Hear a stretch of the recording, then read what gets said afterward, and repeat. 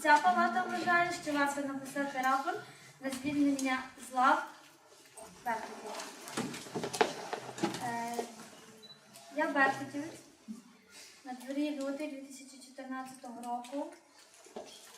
Я працюю відповідно до статуту і структури свого спецпідрозділу. Беркут – це спецпідрозділ міліції, який відповідає за охорону суспільного порядку, який гарантує безпеку і захист суспільства і звичайних громадян в місцях з підвищеною небезпекою.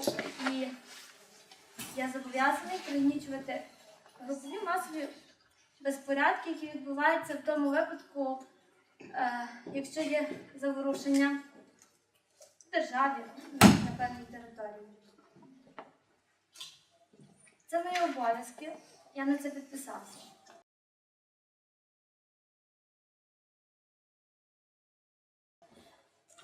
Підписався я не тільки через це, а через те, що девізом є безпека народу – найвищий закон. Я підписався це через те, що найвищим законом для мене є народ і його безпека. Я ручаюся за те, що цей народ повинен бути у безпеці, що він має захищений. Що відбувається зараз? 16 січня прийняті абсурдні закони гарантом держави. Люди гинуть, люди незахищені, люди стали на ноги. З людей обірвалося терпіння. Що я роблю? Я вбиваю цих людей? Я не можу вбивати цих людей. Кого вбивати? Рідних, своїх, тих, з ким вчуся, тим, з ким йду проти, лише через те, що я підписаний в Беркуті. Та, я в Беркуті. А всі забули про те, що безпека народу – найвищий закон? Ніхто вже на це не зважає, про що говорити, про яке збереження і забезпечення безпеки народу говориться. Всі права людей пригнічені, ніхто на це не зважає. Уряд сам і головний гарант держави сам провокує усі заворушення, усі терористичні, як дозволю собі це назвати, акти, які відбуваються в державі. Я що роблю? Я йду їх вбивати? Кого? За що? За великі гроші. Боже, великі гроші. Ціна життя буде прирівнюватися до того, що я за ці гроші куплю своїй дитині машину? Чи, до прикладу, дорогі іграшки? Я ставлю на одні терези, я начебто на даний час великі гроші і життя людей.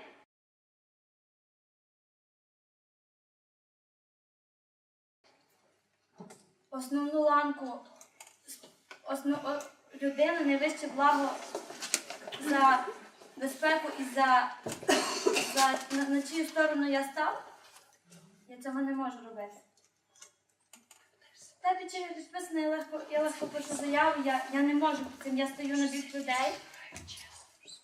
Я стою на ту сторону, яку диктує мені моя особа. Я ніколи не переступлю межу життя, тим більше межу життя іншої людини. Це непоправно, це беззмістовно, це протирічить усім законам моралі. І, якщо говорити про мене, законом і моїй совісті власне. Я не маю права забирати життя людини, не те, що забирати, зазіхати на неї. Хто має право зазіхати на життя і безпеку іншої людини? Та ніхто. А спецпідрозділ під назвою «Беркут» тим більше. Так, те, що диктуються укази і чіткі вказівки зверху, ми маємо зробити це нікого не хвилює. Ніхто не думає про те, проти кого ми йдемо, що ми робимо, і ніхто вже не задумується, якою ціною це обійдеться. Кожне життя на вагу всієї країни. В даному випадку я прирівнюю життя кожної людини до життя і існування цілої держави, цілого суспільства. Якщо в одній державі робиться, є розбрат, якщо громадяни однієї країни, однієї крові не знаходять спільного рішення між собою, то з ким взагалі ми знайдемо спільну мову? Про що говорити далі? Про яку співпрацю міжнародну, про який ріст, про який розвиток можемо говорити, якщо ми не можемо розібратися з самими собою на чиїмось стороні і бути згуртованими, бути сильними, бути справжніми і йти до того розвитку, йти до цього разу. А що ми робимо? Ми руйнуємо. Нема вже що руйнувати, а ми далі руйнуємо. Нема вже куди далі руйнувати економіку, нема вже куди далі руйнувати наш ринок, нема куди далі вже руйнувати наші ціни. Давайте руйнуємо людей. Давайте знищимо націю. Нація.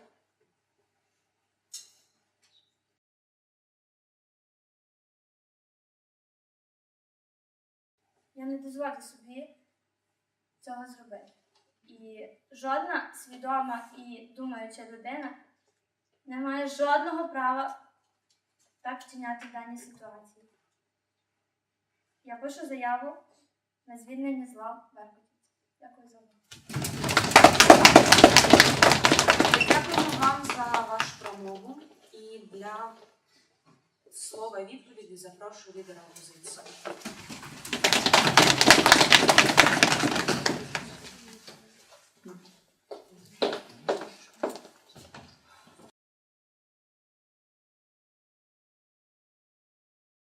Шановні присутні, гості, судді, уряд і опозиція. Я також беркутівець. І передо мною постає важке питання, над яким я довго думав протягом 20 хвилин, чи писати рапорт мені, чи ні. Пишучи рапорт і йдучи з лав Беркуту, чого фактично я досягаю?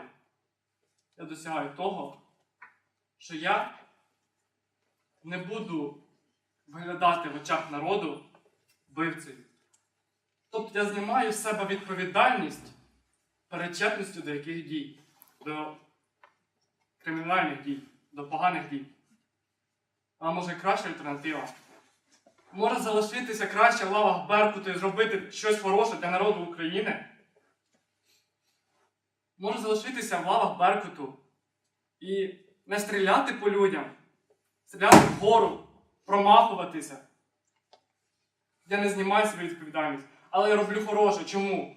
Тому що якщо я напишу рапорт, замість мене може прийти людина жорстокіша, яка не буде стріляти мимо, а яка буде стріляти в голову. І станеться ще гірше.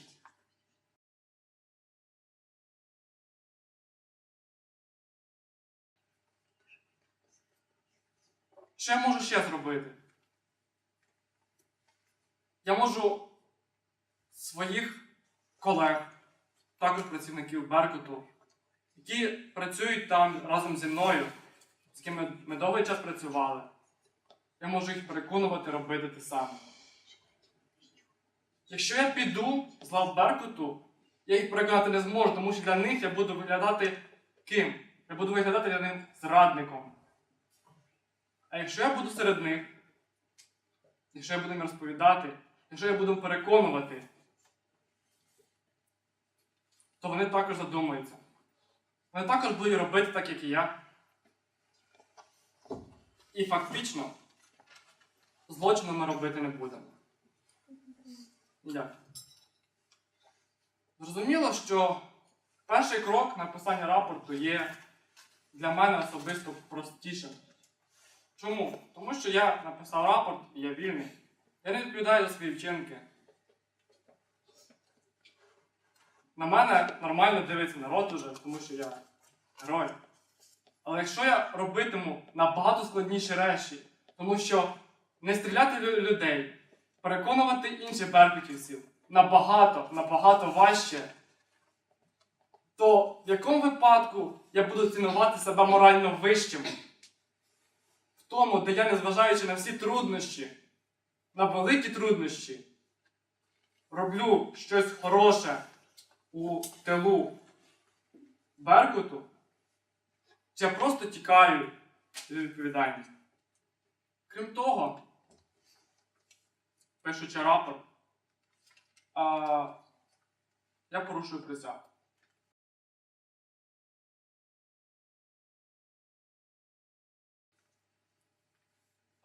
її можна аргументувати тим, що я за громадські права, я за народ. Але це не знімає з нас відповідальності те, що ми зрадили в певний момент когось і щось. Нас ніхто нам не забороняє дійсно робити всі ті речі, перед яким це казав. Але напишучи рапорт, ми крім того, що не підпадаємо під злочин зради присяги, яку ми давали з честю, не роблячи собі ці моральні рани відвороту від власного слова офіцера, слова чоловіка, чесного слова. Крім того, не роблячи цього, ми робимо щось хороше. Тобто, коли ми не пишемо рапорт, ми вдвічі робимо набагато краще, і ми вдвічі виростаємо в своїх очах, як морально, емоційно. Ходить інформація. Так. Але давши присягу, ви обіцяли захищати цих людей, а не вбивати і стріляти по них.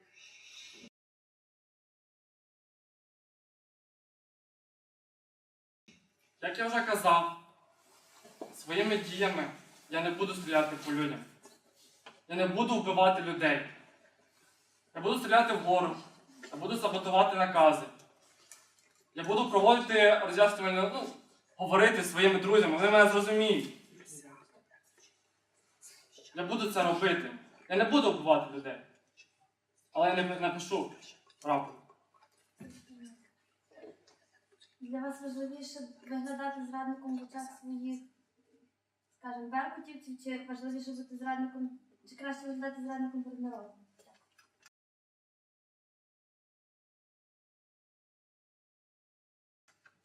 Якщо я роблю ті дії, які я робив, да? Якщо я саботую накази народу, саботую накази правління Беркуту, якщо я таким чином не дозволяю прийти на моє місце ще жорстокішим людям, то що для народу краще? Чи на цьому місці буду я добренький, який нічого поганого робити не буде, чи сюди прийде звір, який буде вбивати? Зрозуміло, що народ мене може не зрозуміти те, що я написав рапорт. Але якщо розібратися в суті поняття, то я робитиму добре. Тому що на моє місце знайдеться сотня інших людей, які приїдуть сюди. Які будуть звірми. Тому, на мою думку, я рапорт писати не буду. Я буду білою вороною і чорних ворон буду змушувати, щоб вони ставали також добрими. Дякую.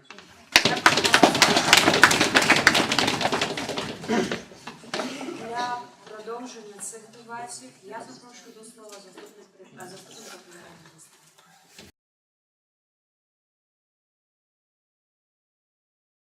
Доброго дня, мене звати Юра, я представник команди Термінал Б.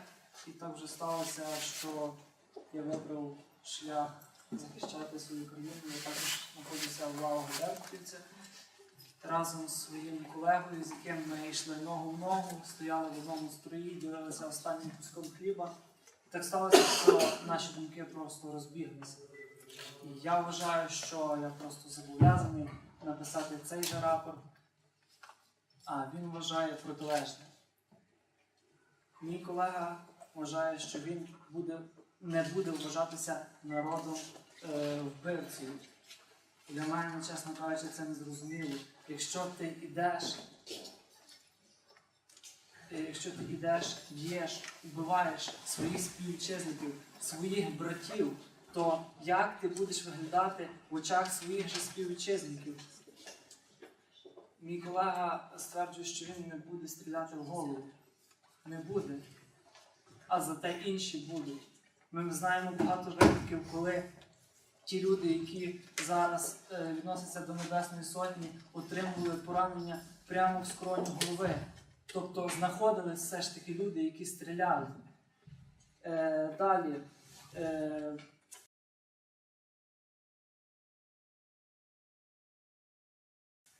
була заява про те, що буде зрадником для своїх колег, але не буду зрадником для країни. Так давайте ми розставимо межі, що для нас є пріоритетним.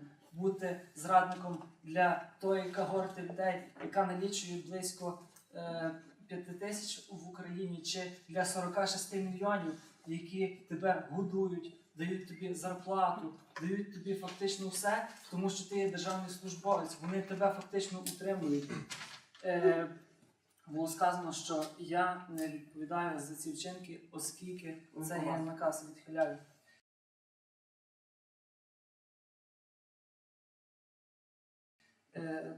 Оскільки це є наказ, але ми є в першу чергу українці.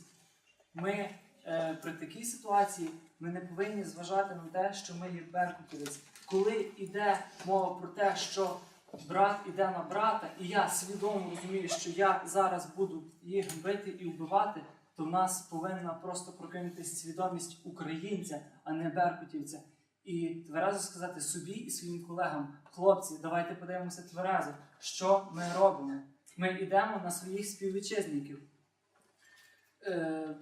Потім, якщо ми будемо виконувати ці накази, нас безперечно буде мучити совість. Ми не ті злочинці, які убивають людей, сідають в тюрму, стають агресивними і вони просто аморальні.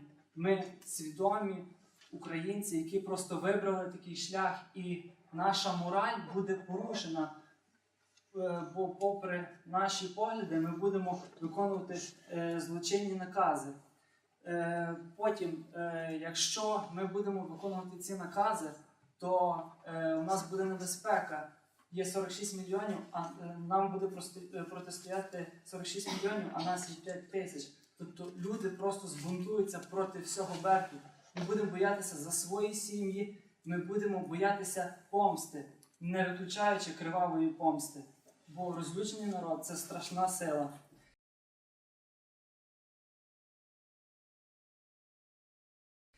Наступним аргументом є те, що ми будемо виконувати злочинні накази, можна сказати, феодалів, цих олігархів і злочинців.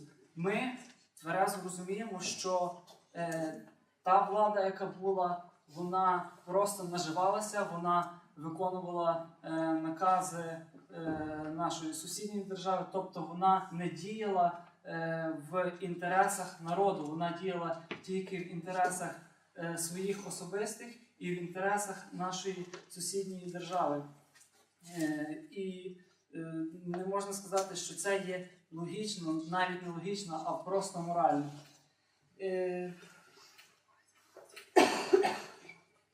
Ми отримуємо за те, що ми робили, так, ми отримували хороші гроші, але подумаємо з моральної точки зору, я отримав ці гроші, мої руки в крові, ті гроші в крові, бо мені ті гроші дали також криваві руки. Я піду і куплю іграшку, піду куплю їжу для своєї дитини, і вона за ці гроші буде їсти. І не факт, що ця дитина мене не буде докоряти, що ти, батьку, заробив нечесним шляхом ці гроші. Ми можемо навіть отримати відторгнення своїх дітей від нас, оскільки ми зараз маємо свідому молодь, яка може розбігатися у думках своїми батьками. І загалом ми отримуємо загальне вигнання в нашій країні, оскільки народ просто збунтується. Як ми бачили, багато відео по новинах, багато відео в соцмережах, в інтернеті, коли просто робили коридор ганьби, і просто ці люди, ці беркутівці, мої колеги, і зокрема я, вони просто ставали вигнанням для усіх громадян України.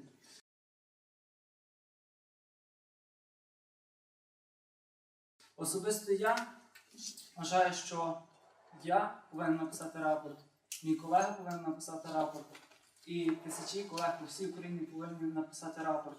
Бо ми в першу чергу українці, і ми повинні захищати нас і і наших громадян. Не за те наші діди боролися, щоб ми зараз били наших співвітчизників. Ми повинні захищати своїх громадян. Якщо вони будуть бачити, що вони захищені, значить вони будуть нам довіряти. А виконувати злочинні накази цієї корумпованої влади, яка складається з простих олігархів, це просто абсурд. Ми не маємо права це робити ні з якої точки зору. Дякую за увагу. І хочу надати слово останньому представнику першої лінії. Добрий день всім. Ще раз. Я Вероніка, і ось наша позиція.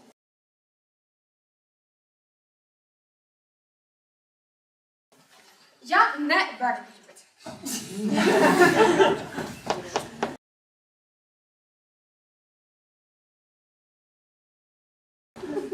Отже, шановний уряд стверджував, що напишучи, що якщо беркутівець напише цей рапорт, то він отримає визнання. Хотілося б трохи це заперечити, тому що я не беркутівець, але я людина, яка була на Майдані. І знаєте, я так подумала, я згадала просто, що чи хотіла б я, щоб беркутівець, який мене бив, написав рапорт? Чи хотіла б я, щоб беркутівець, який бив мене ногами по спині, по животу, який тягав мене за волосся, щоб він написав рапорт і отримав визнання від усього народу? Чи хотіла б я, щоб рапорт написав беркутівець, який вистрілив у мого друга, який лежить в лікарні? Ні, я б цього не хотіла.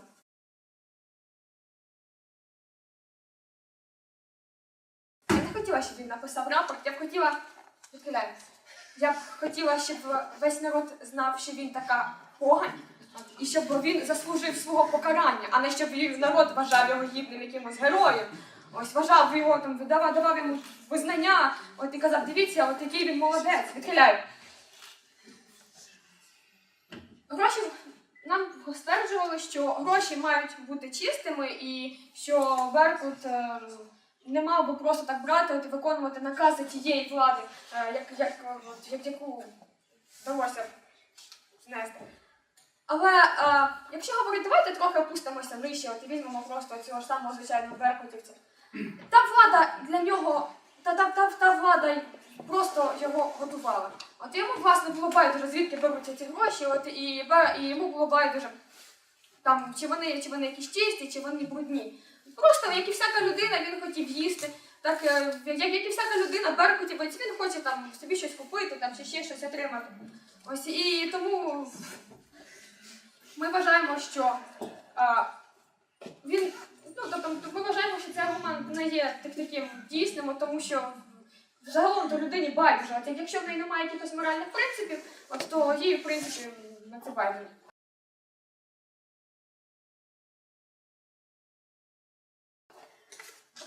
Звичайно, аргумент про те, що ці люди на Майдані – це мій народ, якого я, не мій народ, це народ беркутівця, і він не має його чіпати, не має вбивати.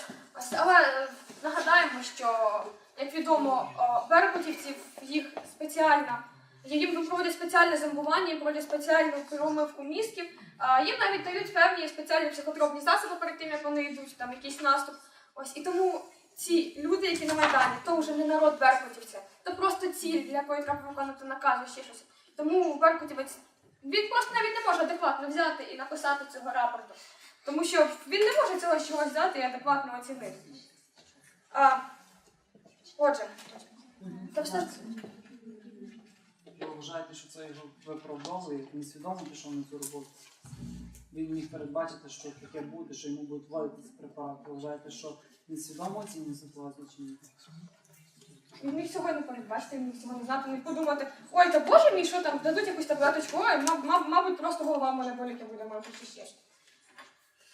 Отже, чому ми вважаємо, що все-таки рапорт, що під час цих подій в лютому беркутівці не мали писати рапорти? Перше, як я вже казала, тому що тому що рапорт виступає такою своєрідною індульгенцією ніби. І, мабуть, не кожен хотів би, щоб той, хто його бив, став раптом героєм. Щоб просто він купив собі ніби цю індульгенцію. От став на коліна перед народом, і сказав, вибачте, і все, і подумав, Боже, яке щастя, я врятувався, і не будуть мене більше цимати. Так. Я пишу рапорт, щоб не тягати тебе за волосся і не стріляти в твого друга. От для чого я пишу рапорт, а не як інтелігенція. А навіщо ти тягаєш мене за волосся?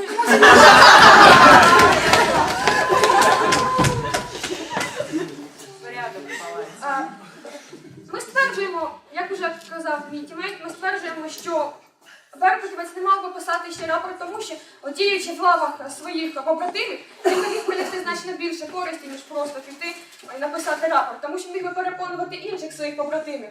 Ось, і це принесло б значно більшу користь, тому що весь загал беркутівців, він не піде за одним тим, хто написав рапорт. Ось, вони будуть вважати його ворогом народу, своїм якимось ворогом, от ще щось. І беркутівець не мав писати рапорт, якщо в нього прикинулися якісь залишки свідомості, тому що він міг усвідомлювати, що на його місце знову ж таки прийде інший, ось, іще гірший, іще жорстокіший, і він буде вже не тягати мене за волосся, ось, а він буде по мені стріляти. Ось, і він буде мене конкретно вбивати. Отже, якщо ми говоримо про мораль, то з усіх боків видно, що було б краще, щоб беркутівці написали ці рапорти. І якщо ми говоримо про якісь певні наслідки, то теж, мабуть, краще написати ці рапорти. Оскільки, знову ж таки, ще раз говоримо про те, що дія всередині якоїсь установи може принести більше результату і більше користі, аніж пряма протидія своєму власному колу. Тому просто ставимо тут на терези дві цінності. Як краще? Чи отримати визнання свого народу, чи зробити так, щоб іще 25 моїх побратимів нікого не вбивали і не тягали за волосся. І ми вважаємо, що ця цінність, вона є більшою. Ми вважаємо, що вона переважує. І тому не варто було писати цей рапорт. Дякую. І до наступної промови.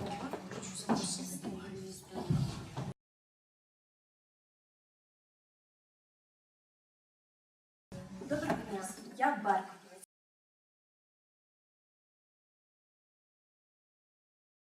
Шановна опозиція говорить мені, стріляй мимо, а не в людей. Я стріляю мимо, але у мене летять коктейлі Молотова. І я страждаю від цього. Чому я маю страждати? Наступним ви говорите про те, що ви в лавах Беркуту можете переконувати. Але переконувати можна і по той бік барикад, не будучи в Беркуті.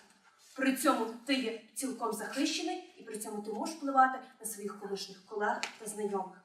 Ви говорили, що можна саботувати накази, але ми наголошуємо, що держава носить відповідальність за саботування наказів. В даному випадку ви можете перестати бути беркутівцем, тому що ви зганьблитеся перед державою, і вона уже вас звільнить. Далі ви говорили про те, що б хотіла я, щоб беркутівець, щоб мене тягали і так далі. І щоб уникнути цієї ганебної долі, щоб народ мене презирав, я пишу цей наказ для того, щоб не мучити тебе і не мучити інші таких же самих людей. Ні, ви говорили про зомбування, психотропні речовини і так далі. Ми хочемо наголосити, що даного беркутівця тренують фізично. Його тренують на ментальному рівні для того, щоб він розумів, як можна проводити ті чи інші операції.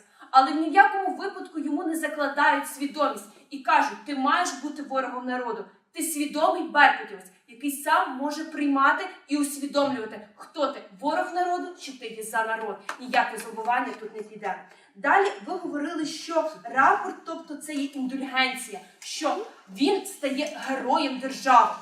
Ми не говоримо про те, що я як беркутівець стаю героєм держави. Я говорю про те, що цим я забезпечую свою безпеку. Я не буду уже ніким, ні героєм, ні ворогом свого народу. Ні, я буду середньостатистичним беркутівцем, якого не будуть ненавидіти. І я поясню, чому це є добре зі сторони опозиції.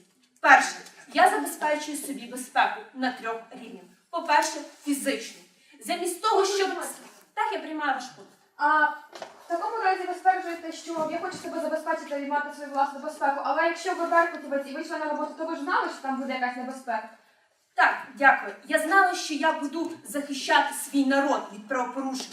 Але я не знав, що я маю виконувати, не захищати народ, а я маю, скажімо так, переслідувати людей, які хочуть виражати інші політичні погляди, ніж нав'язує їм держава. Це різні. Я хочу воювати проти правопорушників, а не проти людей, які мають погляди трішки інші, ніж з тими, що нав'язує нам держава. І отже, 3 рівні.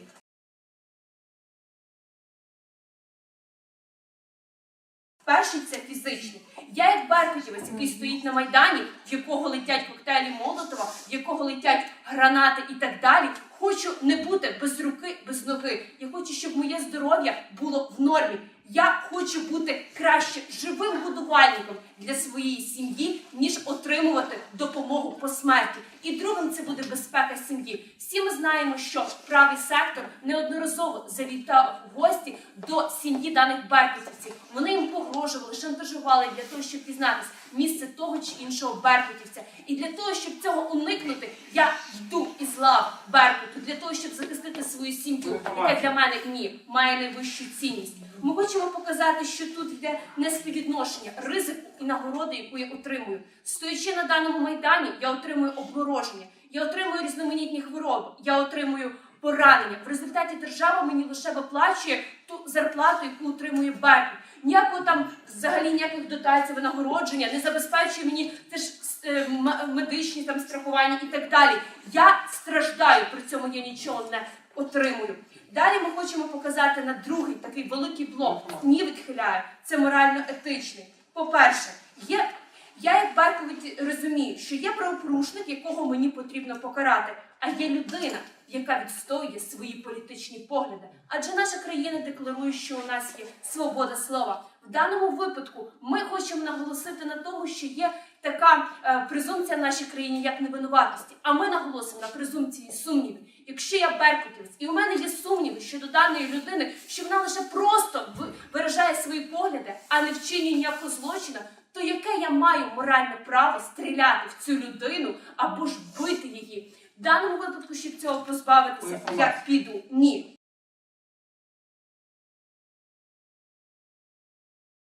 Далі.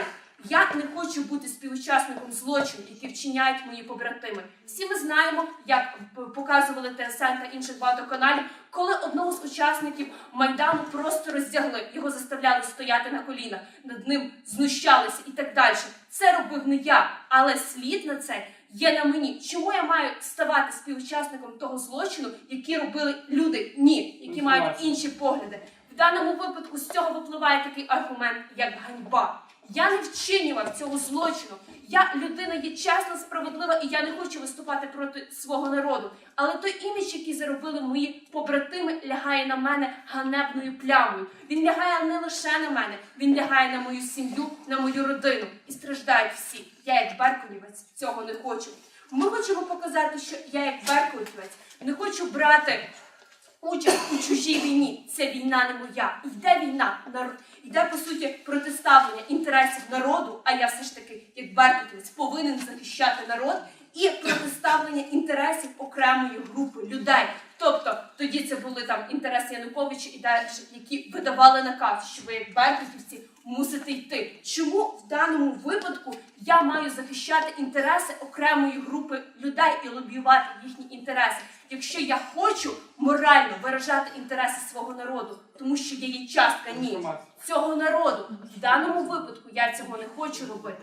І тому я маю відмовитися від цієї ніші, звільнитися від неї, щоб показати, що я свідомий учасник. Я прекрасно розумію, що те, що зараз робить ця окрема група людей, завдають шкоди моїй країні, моїй нації і безпосередньо моїй сім'ї. І оскільки я не хочу відповідати за ті злодіяння, які завдає окрема група людей, величезні моєму улюбленому народу, то я не буду цього робити. І ми хочемо наголосити, що ми виграємо по 2 аспектам. По-друге, ми забезпечуємо безпеку для великої кількості людей, для беркутівців, для їхніх сімей, родин. І по-друге, наша позиція ґрунтується на морально-етичних цінностях, які є передовими. І я, як беркутівець, не хочу робити дисонанс між моральними принципами і діями, які не я хочу свідомо робити, а які мені нав'язує окрема група людей. Адже моя основна цінність захищати народ, який є цінністю, а не державу і окремі групи людей. Дякую.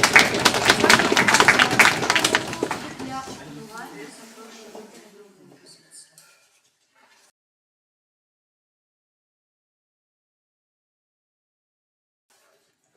Всім доброго дня. Мене звати Паша. Я Беркутівець. На початку хотілося б трошки контраргументувати своїх колег беркутівців. І отже, почнемо. Мені дуже сподобалось те, що шановна беркутівець Ліля каже, що я цим, якщо я напишу рапорт, то цим я забезпечую свою безпеку. Але, як нам сказали попередні беркутівці, наш девіз – це безпека народу. Безпека народу – найвищий закон. Який, мабуть, дійсно вам, Ліля Беркутівець, якщо ви переживаєте за свою власну безпеку, вам потрібно написати рапорт про звільнення. Справжній беркутівець повинен стояти на безпеці народу, а не на своїй власній безпеці. Йдемо далі. Ви сказали, що я пишу цей рапорт для того, щоб не мучити людей. Давайте подумаємо, який логічний зв'язок між рапортом і тим, що я мучу людей. У мене є обов'язок захищати народ, але тим самим я залишаю за собою право не виконувати явно злочинні накази. Якщо я не хочу тягати людей за волосся, якщо не хочу в них стріляти, я кажу, це явно злочинний наказ, я його не виконую. Але я не йду, піджавши хвіст, писати звільнення. Якщо начальник хоче, нехай він мене звільняє. Якщо я напишу рапорт про звільнення, прийдуть реально аморальні люди, які будуть стріляти і тягати за волосся. Якщо я цього не роблю, начальник або мене залишає, і я цього не роблю, або він мене звільняє. Потім змінюється влада і відновлюється справедливість. Влада дивиться. Цей начальник хотів вбивати людей. Цього начальника під відповідальність. Цей беркутівець, я беркутівець, цього не зробив. Він став на сторону моралі, на сторону закону. Цього беркутівця потрібно поставити начальником. Саме цей беркутівець буде відтворювати ту сутність правоохоронних органів, яка повинна відтворюватися в суспільстві.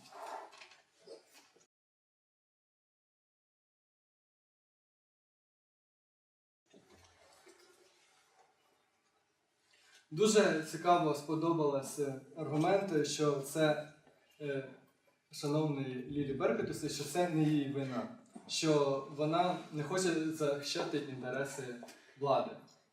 Знову ж таки, у вас є право не виконувати злочинні накази. Тому, якщо ви бачите, що ці інтереси суто влади і вони є суто злочинні, ви не зобов'язані писати рапорт. Ви маєте право не виконувати цей наказ. Писати рапорт – це слабкість. Про що я хочу далі поговорити? Я хочу про це говорити, що якщо я напишу рапорт, це не вирішить жодної проблеми. Не вирішить жодної проблеми ця дія. Що це вирішує? Це вирішує особисто мої моральні інтереси. У мене виник конфлікт інтересів всередині мене. Я пишу рапорт. Але я працівник міліції. Мабуть, не дарма я йшов сюди, щоб забезпечувати безпеку народу, а не забезпечувати свої особисті інтереси, особливо в такій критичній ситуації. Особливо в такій критичній ситуації якраз і потребують моральні працівники міліції, а не щоб ці моральні працівники міліції брали і писали рапорт про звільнення. Тому знову я хочу наголосити, що в міліції кожного із нас, як беркутівця, є право, є обов'язок захищати людей, захищати безпеку народу, безпеку суспільства, але ми залишаємо за собою право не виконувати злочинні накази. Тому є більш раціональний вихід.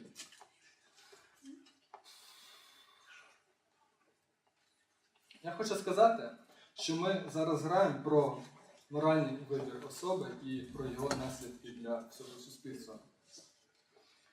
Я хочу сказати, що особа, яка йшла в міліцію, вона брала на себе обов'язок захищати людей, а не свої особисті інтереси, свої моральні інтереси. І вона повинна їх виконувати. Взагалі я хотів би сказати, що я бачу в цій взагалі ситуації. Я бачу, що ми стріляємо в людей. Я бачу, що там гинуть люди. Ці люди стріляють у нас, і так само ми гинемо. Чесно, зараз йде така інформаційна війна, зараз така кризова ситуація, я тут в Києві не сплю, не їм, в мене навіть бракує та вся інформація. Кому вірити? 1+1 ТСН показує, що ми вбиваємо людей. Я включаю інші країни і показують, що це дійсно якісь терористи, дійсно повалення держави, яке я взагалі маю право, як захисник права, робити свої суб'єктивні висновки. Коли навіть дійсно в даній ситуації, в лютому 2014 року, ніхто не знає, на якій стороні правда. Особисто я, де я не маю інтернету, телевізора, я просто знаходжусь на полі бою. Тому я вважаю, якщо я напишу зараз рапорт про звільнення, це буде говорити лише про те, що дійсно я моральна людина, але я слабка моральна людина, яка не може відстоювати свою мораль і нести свою мораль в суспільство.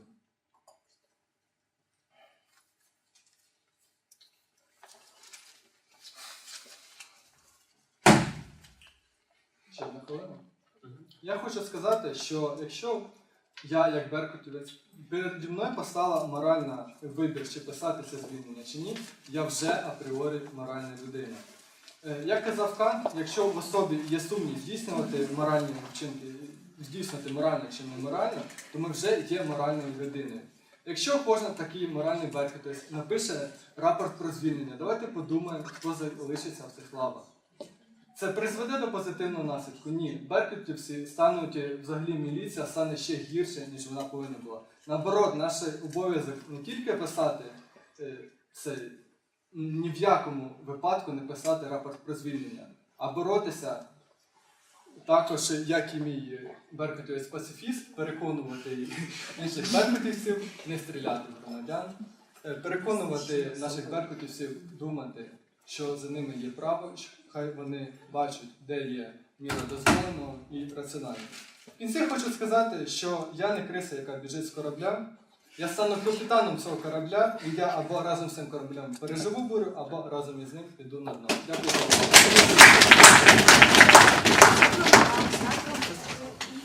І до останньої промови зі сторони уряду запрошуємо секретаря.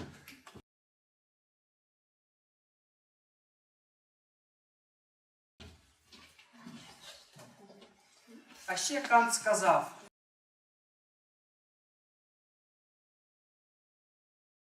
якщо я вчиняю вчинок,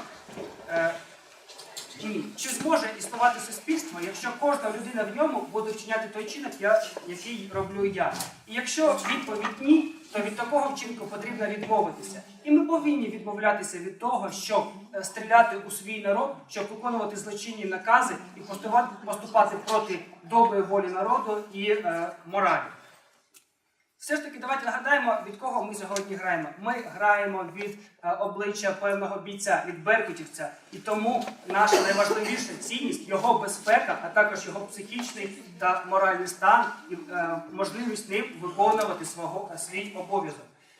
Перш за все, важливо сказати, що коли боєць йшов у спецпідрозділ, він знав, куди йшов. І він знав, що є ризик якось отримати якесь пошкодження або взагалі втратити життя. Так, цей ризик є, але цей ризик є, коли в тебе стріляє злочинець та правопорушник. І коли ти це робиш, то це почесна справа – захищати свій народ від правопорушників. Але якщо я стріляю свій народ і в мене щось летить у відповідь, то такий ризик є невиправданий, тому що я вчиняю аморально, я отримую відповідь і я не повинен це робити, і в тому разі я можу свою безпеку ставити вище свого обов'язку. Наступний момент, ви казали, що беркутівець – це та криса, яка біжить з корабля. Ні, це не криса, це позиція сильної, принципової людини. І та людина, яка захищає народ, вона захищає народ від правопорушників, від терористів та інших криміногенних елементів. Ми не саме в цьому полягає захист народу, а не в тому, щоб стояти по іншу сторону барикади і стріляти в нього. Ви кажете, що на місце одного бійця прийде інший, але знову ж таки ми граємо від обличчя окремого бійця і його інтерес ми ставимо на вище. Я не зможу повністю зламати систему, але я можу зробити краще собі і в межах своїх сил я зможу якось поліпшити ситуацію. Тому перейду до безпосередньо свого аналізу і хочу знову ж таки наголосити, що головна цінність цієї гри – безпека саме цього бійця, саме його моральний вибір. Головна ідея уряду полягає в тому, що беркутівець, цей боєць, він повинен вчиняти так, згідно своїх принципів, згідно своєї моралі, щоб захистити себе, своїх близьких і виконати свій обов'язок перед народом. Опозиція нам каже, що ні, все ж таки цей боєць принесе більше користі, коли він залишиться в лавах цього спецпідрозділу. У межах цієї гри було 3 основних клеші.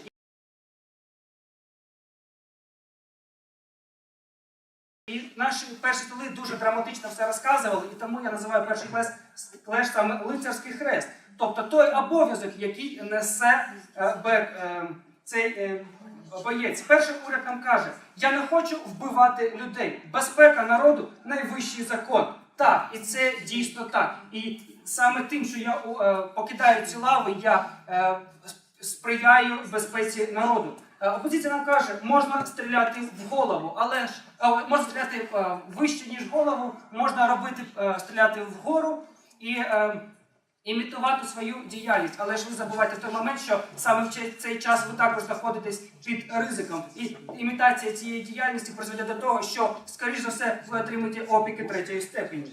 Ви казали, що можна переконувати своїх побратимів, щоб вони цього не робили. Але вибачте, можна переконувати, як казав мій тімейт, і по іншу сторону барикад. І спецпідрозділ – це те товариство, це те братство, яке прислухається один до одного. І коли я бачу свого товариша, що він стоїть на стороні народу, стоїть з іншого боку, все ж таки, скоріш за все, я задумаюся, і я не буду стріляти свого товариша. І саме мій вчинок призведе до того, що безпека народу підвищиться. Наступний клеш – це кодекс честі бійця, людини і громадянина, або, як казав мій тімець, що це саме морально-етичний вибір кожного беркутівця, кожного бійця. І ми, як уряд, наголошуємо на тому, що я, окремий боєць, не повинен брати участь у чужій війні. В мене є народ, і є окрема група людей, і є якісь свої інтереси. І я знаю, що я маю обов'язок підтримувати свій народ. І якщо той, хто віддає мені наказ протирічить цьому принципу, то я повинен від нього відмовитися. Я не повинен брати участь у тому, щоб провокувати зло. Я не повинен брати участь у цьому злі. Тобто, наступний момент, що чому саме боєць повинен написати рапорт? Тому що цей підрозділ, він зганьбив себе тими постійними вчинками, наприклад, як роздягали бідного чоловіка, ставили його на коліна, як вони стріляли беззахисних, беззбройних людей. І я, по-перше, я не хочу брати участь у тому, щоб це вчиняти, а по-друге, я не повинен і не хочу нести ганьбу за тих людей, які вчинили неправильно.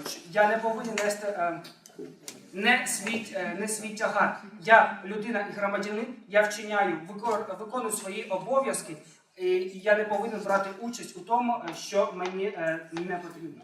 І наступний момент, все ж таки, давайте знову наголосимо на тому, що ми граємо на стороні окремого бійця. І кожна людина, вона ставить свої інтереси найвище за все. І тому моя особиста безпека, вона понад усе. І я не хочу за ганебну справу отримати або кулю, або якесь пошкодження, або якісь опіки. Я цього не хочу, і тому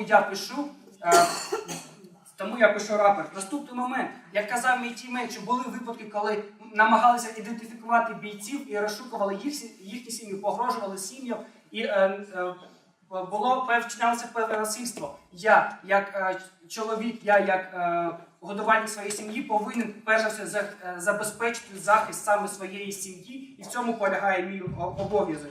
І наступний момент, що відноситься також до безпеки, те, що я вчиняю ганебну справу, я йду проти свого народу, я стою мертвим, отримую пошкодження і шкоду, і я не отримую за це компенсації. Тобто той ризик, на який я йду, він не є виправданий, а він шкодить моїм інтересам, і тому я від нього відмовляюся. Тому я висновок хочу сказати, що кожен беркутівець, і зокрема того, від кого ми граємо, повинен написати рапорт, перш за все, тому що це перш за все, ми ставимо найвище його інтерес, його безпеку, те, що можна виконувати свій обов'язок і не будучи в лавах спецпідрозділу, і те, що я залишаюся гідною і моральною людиною. Дякую. До останньої промови даного фіналу запрошую до позиції. Доброго дня, шановні дебатери, доброго дня, шановні судді.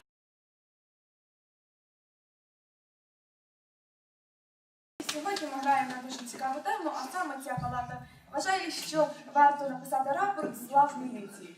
Тобто, сьогодні ми вислухали всіх цих беркутівців і дійшли до певного висновку. І зараз я вам саме поясню, який висновок, до якого висновку ми саме і дійшли. І передусім хотілося почати розказати взагалі питання всієї сьогоднішньої гри. Тобто, що є важливішим? Задоволення інтересів своїх чи задоволення інтересів всього суспільства?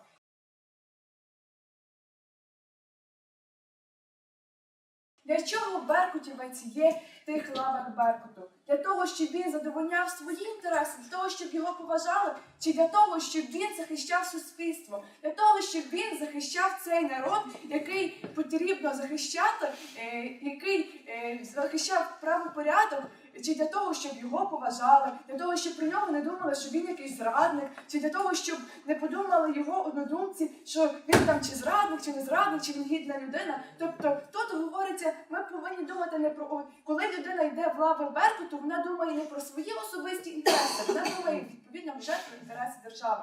Дуже багато.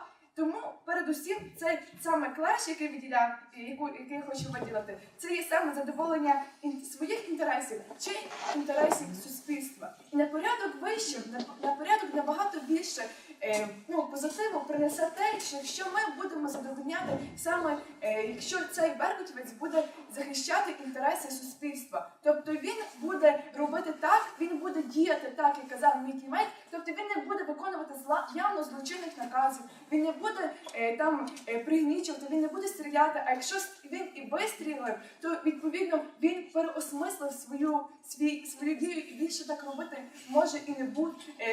І більше так робити не буде, відхиляє. Тобто це говорить про те, що інтереси суспільства, інтереси захисту цього ж суспільства набагато важливіші, ніж ці інтереси цієї саме окремої людини. Чому інтереси суспільства? Для чого є... Відхиляю. Для чого стосовно саме інтереси суспільства? Беркут – це є той підрозділ, який захищає цей народ. Тобто, якщо ми по одному ці люди будуть виходити, і саме як зазначає Мікі Мейк, що якщо одна людина вийде з того Беркуту, натомість інша, і ці всі люди будуть моральнісними, лишаться в тому Беркуті тільки ті люди, які будуть безморальними, аморальними, і це призведе до набагато гірших наслідків, ніж те, якщо ми будемо говорити, ніж те, якщо лишиться все-таки та моральна людина, і якщо та моральна людина, вона буде справді перевиховувати інших, вона буде ставити на путь істини цих людей. Тобто це буде набагато краще. Наступний клеш, який сьогодні було взагалі у цій грі, це було те, що важливіше. Повага, ганьба. Тобто тут говорилося, що урядом, що опозицією, те, що якщо ми є в лавах Беркута, то відповідно ми повинні мати повагу від народу, ми також повинні не ганьбитися і не робити таких поганих вчинків. Але знову ж таки,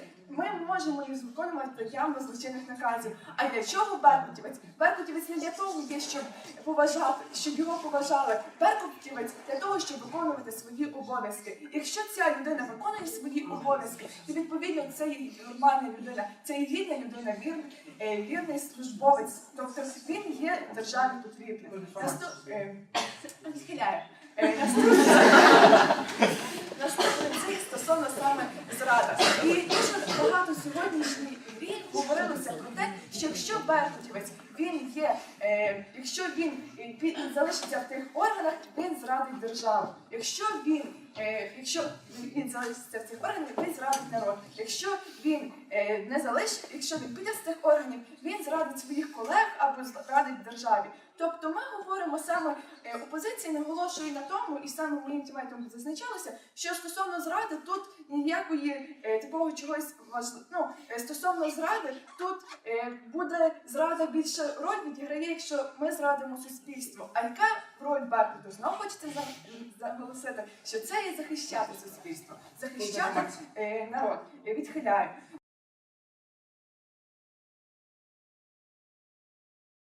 Наступне, тобто тут знову ж таки говориться про те, що набагато важливіше, якщо ми будемо захищати цей народ.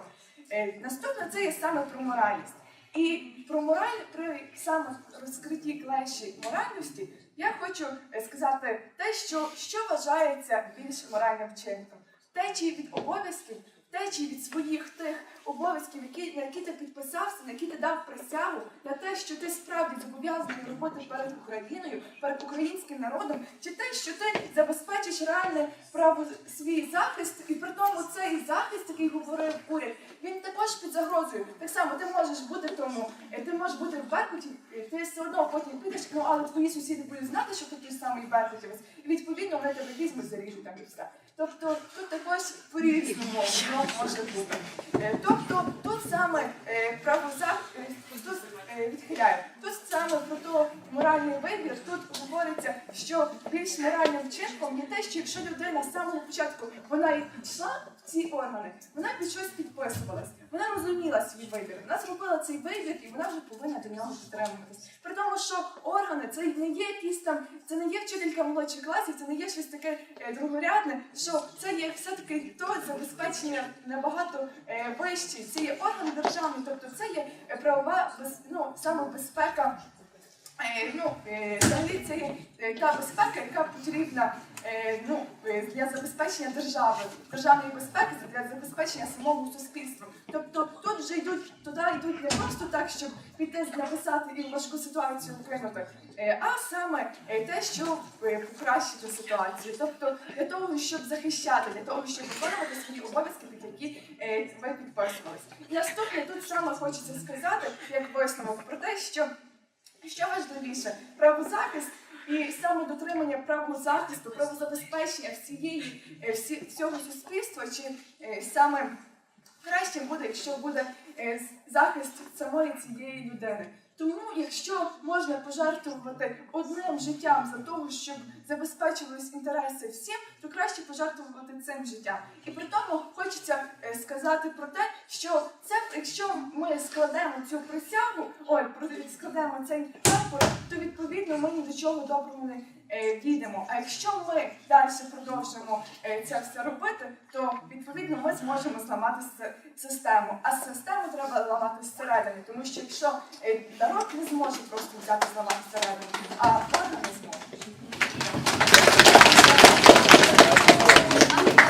Дякуємо вам за цей фінал. Ми хочемо, щоб команда потиснула одна руку.